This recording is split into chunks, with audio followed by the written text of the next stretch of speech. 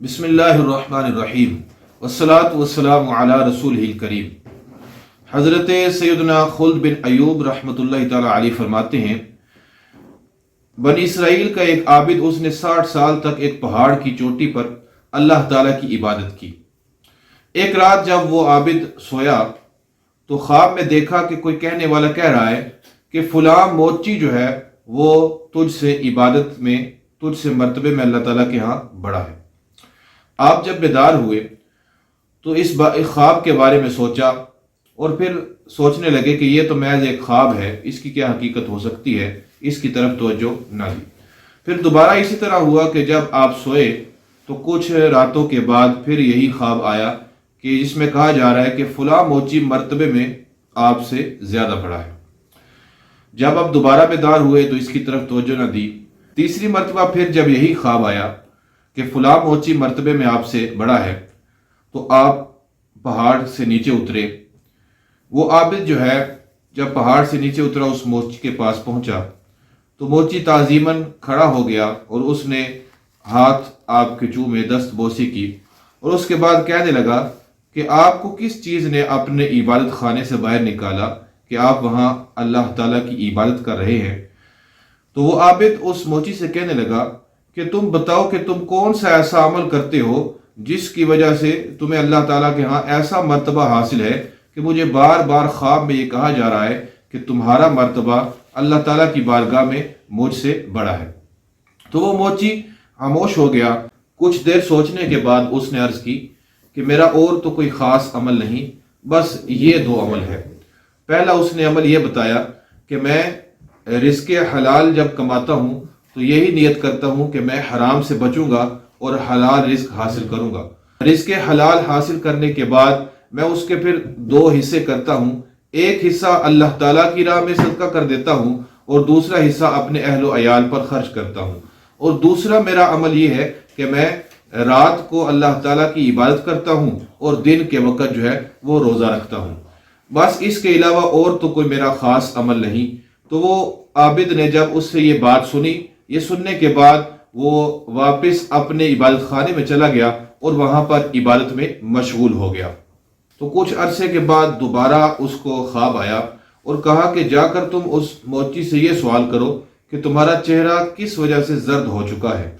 تو وہ عبادت گزار واپس پہاڑ کی چوٹی سے نیچے اترا اور جب اس عبادت گزار کے پاس پہنچا تو اس سے سوال کیا کہ تمہارا چہرہ کس وجہ سے زرد ہو چکا ہے۔ وہ موچی کہنے لگا اور تو کوئی وجہ نہیں، بس یہی بات ہے کہ جب بھی میں کسی شخص کو دیکھتا ہوں تو یہی سمجھتا ہوں کہ یہ بڑے اعلیٰ مرتبے پر فائز ہے اور میں بڑا حقیر سا انسان ہوں، اور یہ کہ یہ جنت میں جانے والا ہے اور میں جہنم کا حقدار ہو چکا ہوں، اور یہ کہ یہ بڑے اچھے اعمال کرنے والا ہے، یہ بڑا نیک شخص ہے، اور میں جو ہے وہ اللہ تبارک و تعالیٰ کی بارگاہ میں اس جیسا مقام حاصل نہیں کر سکا۔ بس میں یہی عمل کرتا ہوں، اس وجہ سے میرا چہرہ، اللہ تعالیٰ کے خوف کی وجہ سے میرا چہرہ زرد ہو چکا ہے، اور تو کوئی بات نہیں۔ تو حضرت سیدنا خلد بن ایوب رحمۃ اللہ تعالیٰ علیہ فرماتے ہیں کہ عابد نے جب موچی کی یہ بات سنی تو یہ بات سن کر واپس اپنے عبادت خانے میں چلے گئے اور وہاں اپنی عبادت میں مشغول ہو گئے۔ حضرت سیدنا خلد بن ایوب رحمۃ اللہ تعالیٰ علیہ فرماتے ہیں، موچی کو جو عابد پر فضیلت دی گئی تھی اس کی وجہ یہی تھی کہ وہ اپنے آپ کو سب سے حقیر سمجھتا تھا اور دوسروں کو اپنے سے اعلیٰ اور بہتر سمجھنے کے ساتھ ساتھ ان کو جنتی خیال کرتا تھا اور دل میں اللہ تعالیٰ کا خوف رکھتا تھا۔ اس واقعے سے ہمیں چند چیزیں معلوم ہوئی۔ پہلی بات یہ کہ بندہ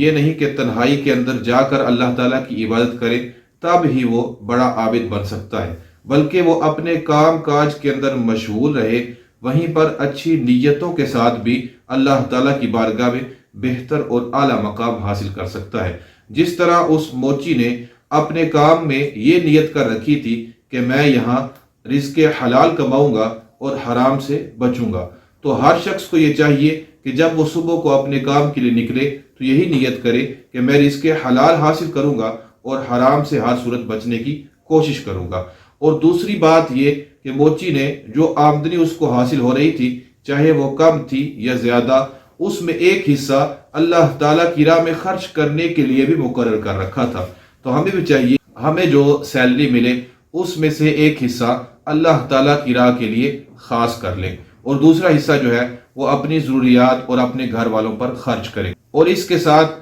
اور جو بات ہمیں اس موچی کے طرز عمل سے معلوم ہوئی کہ وہ رات کو اللہ تعالیٰ کی عبادت کرتا تھا، تو ہمیں جتنا وقت میسر آئے عشاء کی نماز کے بعد اللہ تعالیٰ کی عبادت میں کچھ نہ کچھ نوافل ادا کریں، یا اللہ تعالیٰ کے ذکر میں کچھ نہ کچھ وقت جو ہے وہ صرف کریں۔ اور اس کے بعد نفلی روزے رکھنا بھی اس کا معمول تھا، دن کے وقت وہ نفلی روزے رکھتا تھا۔ جس طرح ایام بید کے اندر روزوں کی فضیلت بیان کی گئی، یعنی چاند کی 13، 14 اور 15 جو تاریخ ہے اس میں روزے رکھنے کو بیان کیا گیا، تو نفلی روزہ اگر ہو سکے تو مہینے کے ان 3 دنوں میں نفلی روزے رکھے جائیں۔ اور اس کے بعد جو اس کا خاص عمل تھا جس وجہ سے اس کو اس عابد پر فضیلت حاصل تھی کہ وہ لوگوں کو اپنے سے بہتر سمجھتا تھا۔ ہمارا جبکہ طرز عمل کیا ہوتا ہے کہ ہم لوگوں کو حقیر سمجھتے ہیں اور اپنے آپ کو سب سے اعلیٰ اور بہتر خیال کرتے ہیں، اگرچہ ہم خود گناہوں کے اندر ملوث ہوں اور صبح سے شام تک ہم گناہ کرتے رہیں، ہم نمازوں کو ترک کریں۔ اور اس کے ساتھ ساتھ یہ بھی معلوم ہوا کہ جو وہ موچی تھا اس کے اندر اللہ تعالیٰ کا خوف بھی تھا، کہ وہ اللہ تعالیٰ کے خوف کی وجہ سے لوگوں کو بہتر اور خود کو حقیر سمجھتا تھا۔ اسی وجہ سے اللہ تعالیٰ کے خوف کی وجہ سے اس کا چہرہ زرد ہو چکا تھا۔ جب بندے کے دل میں اللہ تعالیٰ کا خوف آ جاتا ہے تو پھر وہ اللہ تعالیٰ کی بارگاہ میں بہتر اور اچھا مقام بھی حاصل کر لیتا ہے، کہ جس طرح موچی نے خوف خدا کی وجہ سے عابد سے بھی بڑا مقام حاصل کر لیا تھا اللہ تعالیٰ کی بارگاہ میں۔ تو تقویٰ ہی ہے، وہ خوف ہی ہے جس کی وجہ سے بندہ اعلیٰ مقام حاصل کر سکتا ہے، کہ اللہ تعالیٰ ارشاد فرماتا ہے ان اکرمکم عند اللہ اتقاکم، کہ بے شک اللہ تعالیٰ کے ہاں وہی زیادہ عزت والا ہے جو تقویٰ والا ہے۔ تو اللہ تعالیٰ ہمیں تقویٰ کی دولت نصیب فرمائے۔